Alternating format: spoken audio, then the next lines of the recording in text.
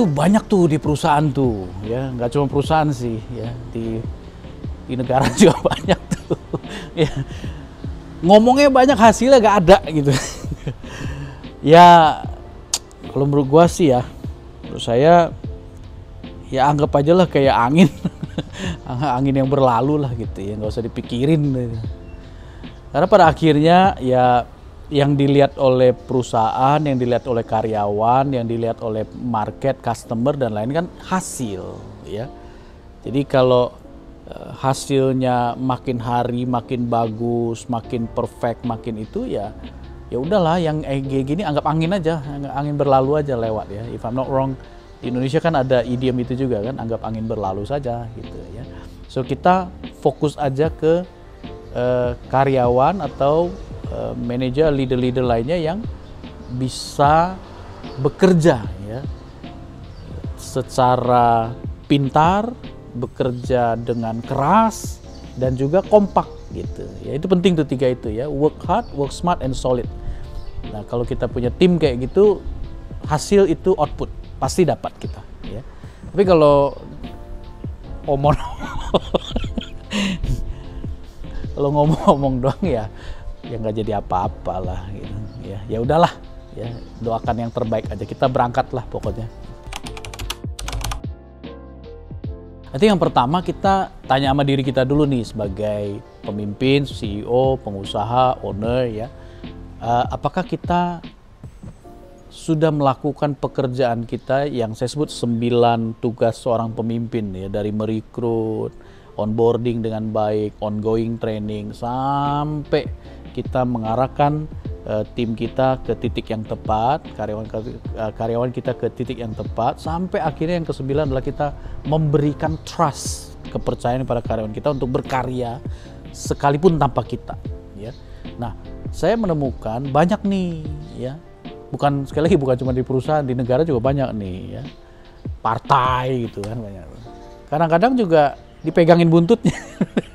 Gimana dia bisa mimpin kalau dipegangin melulu ya. Saya pikir kita mesti, ya kalau kita pengen yang terbaik buat perusahaan, buat negara, buat bangsa ya, kita mesti lakukan tugas kita sebagai pemimpin ya. Pemimpin itu kan pelayan ya. Bahkan ada satu tag yang saya percaya nih, tagline, kita hanya berhak memimpin sejauh mana kita bersedia melayani. Dan saya pikir kalau kita sudah merekrut, melatih dan lain-lain, terakhir ya percayalah ya. Ketika jangan dipercaya tapi dipegangin ya, nggak jadi-jadi nanti. Itu yang pertama tuh dari kita dulu ya. Dan kalau kita sudah lakukan ini ya, PR kita sebagai pemimpin kita sudah lakukan, terus ada karyawan kita yang atau tim kita ya yang kurang inisiatif ya untuk bisa take action ya, proaktif ya. Kalau masih ada yang kayak gitu, mungkin perlu dipisahkan tuh sessionnya ya, dicek kenapa dia begitu, sewajarnya lakukan sebagai pemimpin atau memang dia tipikal yang model kayak gitu ya, tidak ada motivasi punya. Semua biasanya gini nih yang terjadi nih ya, kalau karyawan kita ya yes man ya, apa-apa yes, nah, itu identik dengan penjilat tuh. Saya temukan kayak gitu tuh ya. Jadi yang jago jilat biasanya yes. Nah, yang model gini mesti dicek tuh. Jangan-jangan dia bukan pemimpin gitu. Jangan-jangan dia belum siap memimpin. Jadi kalau kita kasih kepercayaan sebagai seorang pemimpin, mungkin blunder kita nanti ya. Mungkin dia belum siap ya. Pemimpin itu nggak mungkin ya disukai oleh 100% audiens, nggak mungkin ya. Bahkan Steve Jobs ya, founder dari Apple, bilang gini, kalau mau jadi pemimpin ya, siap-siap untuk punya hater. Ya, tapi kalau you nggak mau punya hater atau you mau disukai semua orang, jangan jadi pemimpin. Jadi pedagang es krim aja, semua orang suka gitu. Oke, jadi pemimpin siap-siap. Jadi kalau ada pemimpin yang tidak ready dengan caci maki, tidak ready dan apa-apa yes aja, ya, nggak berani kasih idenya, ya, mungkin belum siap. Ya. Oke, ini perusahaan ya, bukan. Saya pikir gini ya, yang pertama ya, kita mesti setuju bahwa setiap zaman, setiap generasi itu punya gayanya. Kita pakai baju aja ada gayanya. Bayangkan kalau saya pakai baju seperti ini ya di tahun 1800-an gitu. Saya dianggap alien mungkin. Ya, jadi setiap zaman, setiap generasi pasti ada ada gayanya ya, ada gayanya. Ya, tujuannya apa? Tujuannya gini. Karyawan kita mungkin kita anggap tidak beretika, kita anggap nyeleneh, kita anggap kurang ajar, tidak sopan, apapun itu ya. Rule number one, cek dulu kita ya. Ini beda generasi nggak nih? Jangan-jangan dia di generasi yang ya kayak sekarang Gen Z nih ya. Mereka ini adalah penerus dari perusahaan kita ya. Kita akan mati loh guys. Ya, nggak ada yang pemimpin yang hidup abadi kan, mesti ada regenerasi gitu. Dan regenerasi kan nggak mungkin ya ke yang lebih tua dari kita, nggak mungkin ya. Pasti regenerasi ke yang lebih muda dari kita. Artinya generasi berikutnya akan datang dengan gaya dia sendiri gitu. Jadi kita cek dulu, ini itu beneran songong atau memang gayanya begitu ya. Jadi kalau memang gayanya begitu, ini saya percaya nih ya, apalagi di Indonesia saya pikir nilai-nilai kita masih jauh lebih bagus lah ya daripada beberapa budaya yang di luar yang tidak ada sopan santunnya, ya ngomong asal-asalan. Ya, saya pikir anak-anak kita belum separah itulah ya. Jadi mungkin lebih ke kita dulu nih sebagai pemimpin, kita mesti mengerti generasi ini seperti apa ya. Sekali lagi ini perusahaan bukan ya. Jadi jangan nanti ada yang mengkritik kita marah gitu ya.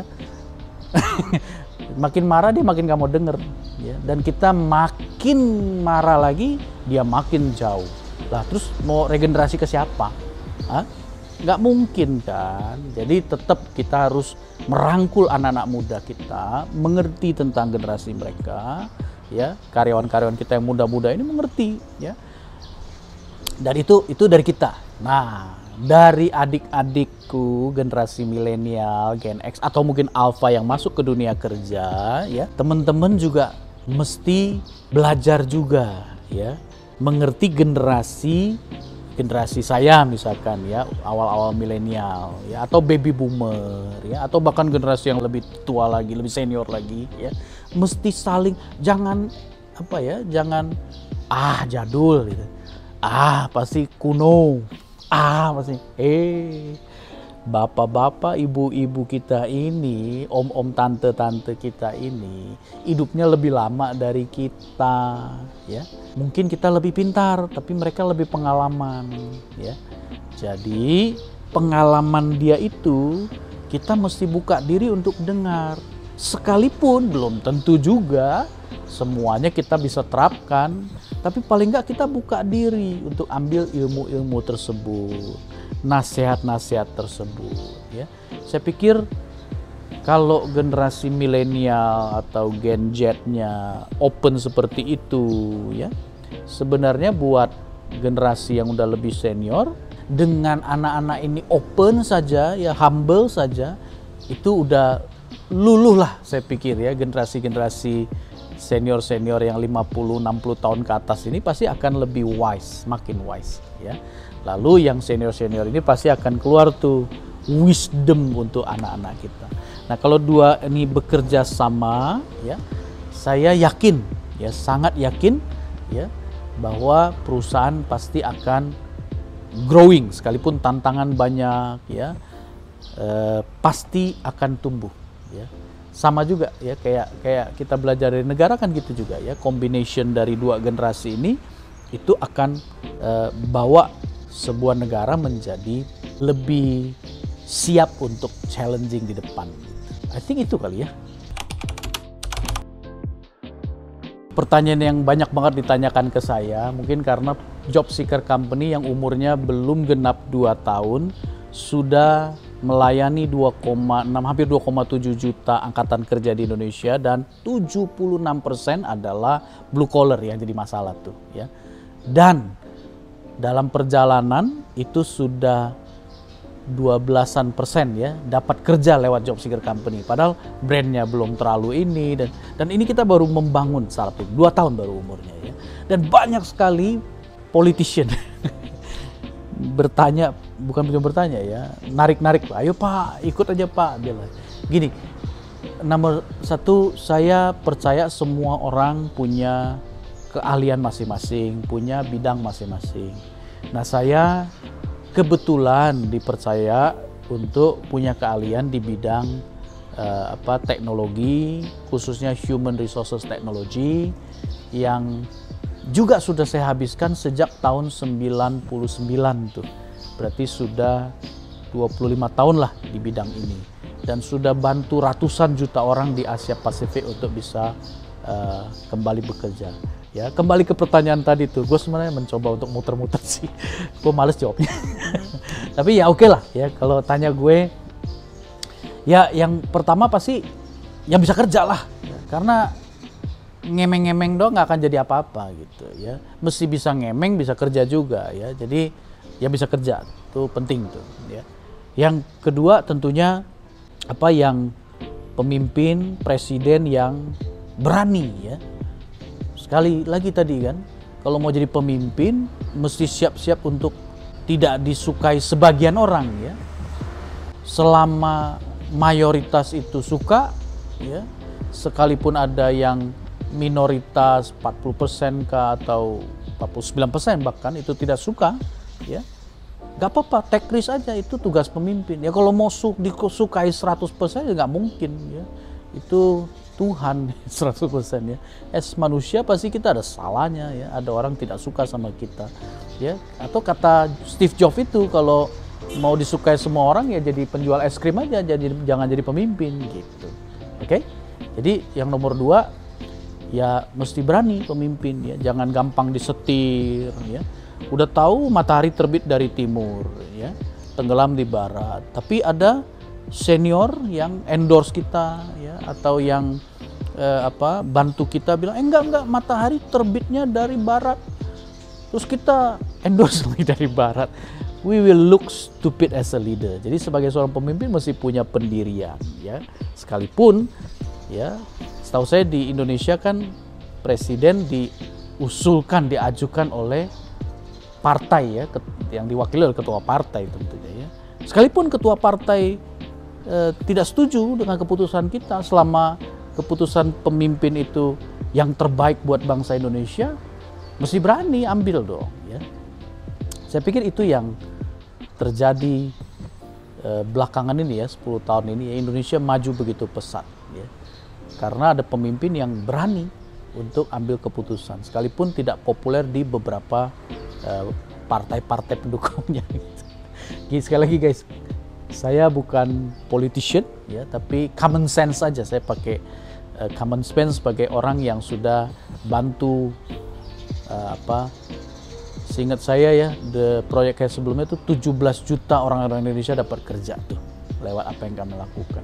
Dan learning dari situ, saya berpikir tadi ya, mesti bisa kerja, jangan ngemeng doang ya.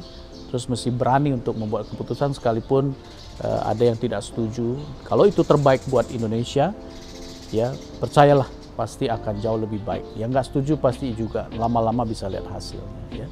Dan yang ketiga tentunya Indonesia ini kan negara demokrasi terbesar ya. Kita ini belang-belang lah ya. Kita ini ya ada yang pro, ada yang kontra, ada yang warna 1, 2, 3, ada yang background ini, agama ini, complicated banget ya. Saya pikir kita sudah punya gifting itu ya.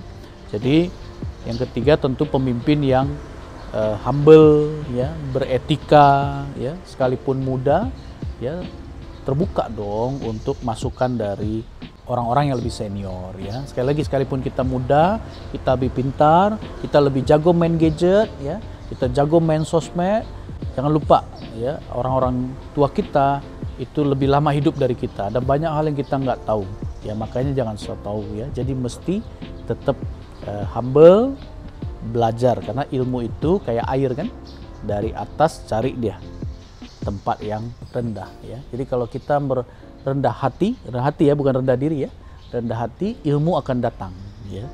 Dan ilmu itulah modal kita untuk bisa memberkati dan menolong banyak orang ya.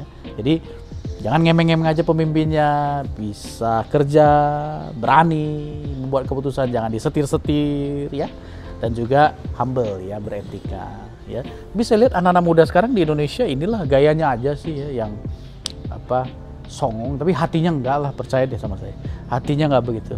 Anak-anak muda Indonesia jauh lebih baik, jauh lebih beretika ya. Saya suka dengar feedback dari teman-teman yang kenapa mempekerjakan orang Indonesia ya, sekalipun bahasa Inggrisnya kurang, ini kurang, itu kurang, tapi hatinya baik. Nah itu anak-anak muda Indonesia ya, jadi mudah dibentuk. Tugas kita nih ya, milih yang model gitu. Jadi kalau tanya pertanyaannya, gue milih siapa? Ya gue milih yang 3 kriteria itulah gitu ya. Kalau fit, ya itu yang gue pilih.